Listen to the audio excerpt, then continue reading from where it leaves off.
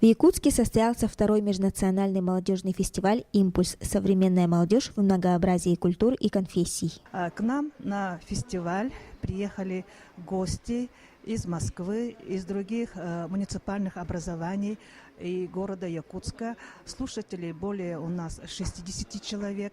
2 дня будут работать на наших семинарах по социальному проектированию и по продвижению стартапов. Участники фестиваля посетили семинар, направленный на написание заявок на гранты. И очень важно, чтобы наши проекты соответствовали, чтобы наши проекты всегда несли какие-то социальные изменения, несли социальные новшества, чтобы проект действительно менял жизнь к лучшему, иначе он никому не нужен.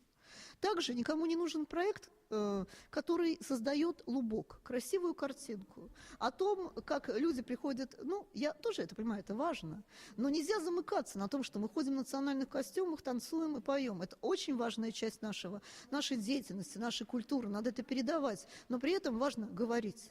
Важно обсуждать, важно открываться друг другу, важно становиться действительно настоящими партнерами в этом процессе. Надо искренне верить в свои идеи, не зацикливаться в грантах и опираться, ни у кого ничего не просить, как у нас вот объяснили, чтобы сама идея была заразной. И чтобы не только целевая аудитория, и не целевая аудитория была в этом заинтересована сильно.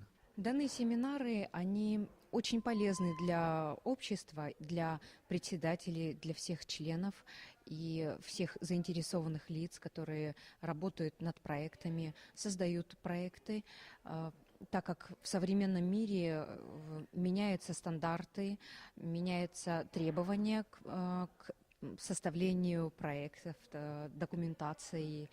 И я считаю, это хорошая практика, полезная практика для более эффективной работы. Пресс-служба Дома дружбы народов имени Алексея Кулаковского.